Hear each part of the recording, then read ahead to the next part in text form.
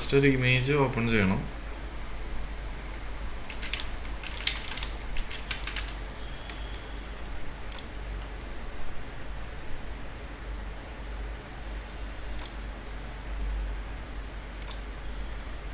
Copy ചെയ്തു. Work നമ്മൾ വർക്കായിട്ട് ചെയ്യുമ്പോൾ കോപ്പി ചെയ്യുന്നത് അത്ര സേഫ് അല്ല. കാരണം നമ്മളൊരു തവണ നെറ്റിൽ നിന്ന് എടുത്ത ഇമേജ് പിന്നീട് നോക്കുമ്പോൾ നമുക്ക് കിട്ടണമെന്നില്ല. അപ്പോൾ അതുകൊണ്ട് എപ്പോഴും സിസ്റ്റത്തിലേക്ക് തന്നെ സേവ് ചെയ്ത് വെക്കുന്നതാണ് എപ്പോഴും നല്ലത്. സൈസ് റെഡ്യൂസ് ചെയ്യുന്നു. ഇതിൽ നമുക്ക് സർക്കിൾ വരച്ചിട്ട് അതിലേക്ക് ക്ലിക്ക് ചെയ്യാം.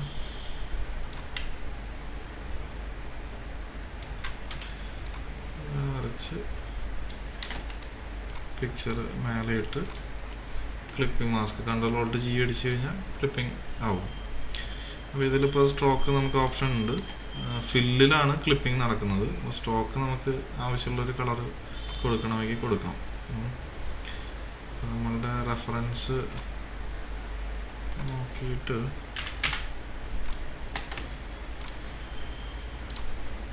റെഫറൻസ് ഇതാണ്. ഇത് നോക്കിയിട്ട് ഉള്ളിൽ ഗ്രീൻ പുറത്ത് വൈറ്റാണ്. അപ്പോൾ ഇതിലിപ്പോൾ ഒരു കളർ വന്നിട്ടുണ്ട്. അതിപ്പോൾ ഈ പറഞ്ഞ പോലെ ഗ്രീൻ തന്നെ കൊടുക്കണമെങ്കിൽ ഗ്രീൻ തന്നെ കൊടുക്കാം. ശരി, കളർ പെട്ടെന്ന് അറിയാൻ വേണ്ടിയിട്ടാണ് ഈ കണ്ണിൽ തള്ളുന്ന കളറൊക്കെ കൊടുക്കുന്നത്. അത് കഴിഞ്ഞ് ഇത് ഡബിൾ ക്ലിക്ക് ചെയ്താൽ അല്ലെങ്കിൽ ലെയർ സ്റ്റൈൽ ഇവിടെ നിന്ന് എടുക്കാം. ലെയർ പാനലിൽ പോയിട്ട് ഷോർട്ട് കീ പ്രസ് ചെയ്താൽ ഫാസ്റ്റ് ആകുമ്പോൾ മനസ്സിലാവാത്തതുകൊണ്ടാണ് അങ്ങനെ എടുക്കുന്നത്. ശരി, ഇവിടെ നമുക്ക് സ്ട്രോക്ക് ഓപ്ഷൻ ഉണ്ട്. ഇപ്പോൾ 2 സ്ട്രോക്ക് ഇപ്പോൾ തന്നെ നമുക്ക് വന്നു.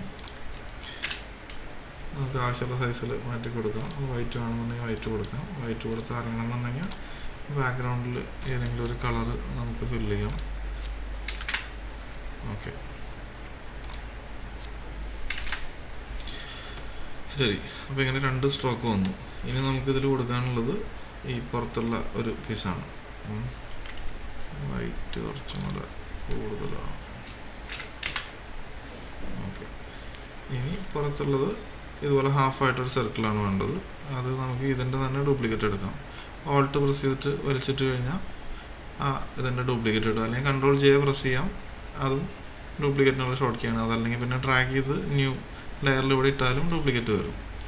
അപ്പോൾ ഇതിൽ നമുക്ക് ഹാഫ് സർക്കിളാണ് വേണ്ടത്. ഇതിൽ സ്റ്റൈലും കാര്യങ്ങളും നമുക്ക് ആവശ്യമില്ല. അപ്പോൾ ക്ലിയർ ലെയർ സ്റ്റൈൽ അത് ക്ലിയർ ചെയ്യണം. നമ്മൾ കുറച്ച് വലുതാക്കി വയ്ക്കാം. ഓക്കെ, അതിനുശേഷം എൻ്റർ അടിച്ച് അപ്ലൈ ചെയ്യാം. ഇത് നമുക്ക് റാസ്റ്ററൈസ് ചെയ്യാം. റാസ്റ്ററൈസ് ചെയ്യാം അല്ലെങ്കിൽ വെക്ടർ വെച്ചിട്ടാണെങ്കിൽ വർക്ക് ചെയ്യാം. ഇപ്പോൾ ഞാൻ അൺഡു അടിച്ചു, റാസ്റ്ററൈസ് ചെയ്ത് അൺഡു അടിച്ചു. ഇത് ഷേപ്പ് ലെയർ തന്നെയാണ്. ഷേപ്പ് ലെയർ വെച്ചിട്ട് ചെയ്യുമ്പോൾ നമുക്ക് ഇതിവിടെ ഇങ്ങനെ ഒരു പോയിൻ്റ് ആഡ് ചെയ്യുന്നു. ഏതുവരെ വേണം അതുവരെ ആഡ് ചെയ്തതിന് ശേഷം നമുക്ക് ഈ സംഭവം ഡിലീറ്റ് ചെയ്യാം. സോറി,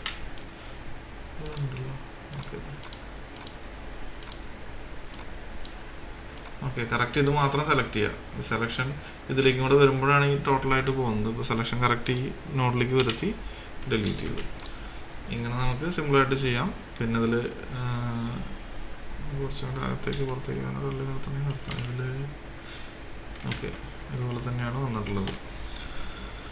പിന്നെ ഇതിൽ ഡബിൾ ക്ലിക്ക് ചെയ്ത് കഴിഞ്ഞിട്ടുണ്ടെങ്കിൽ കളർ മാറ്റാനും പറ്റും, ഏത് കളറിലേക്കാണെങ്കിൽ. അപ്പോൾ ഇതിൽ സ്ട്രോക്ക് വന്നിട്ടുണ്ട്. ആ സ്ട്രോക്ക് നമുക്ക് ക്യാൻസൽ ചെയ്യാം.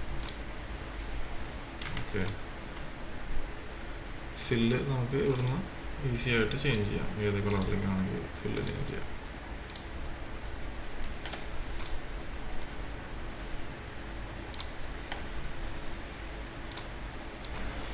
ഇതാണ് ഈ ഒരു ടെക്നിക്ക്.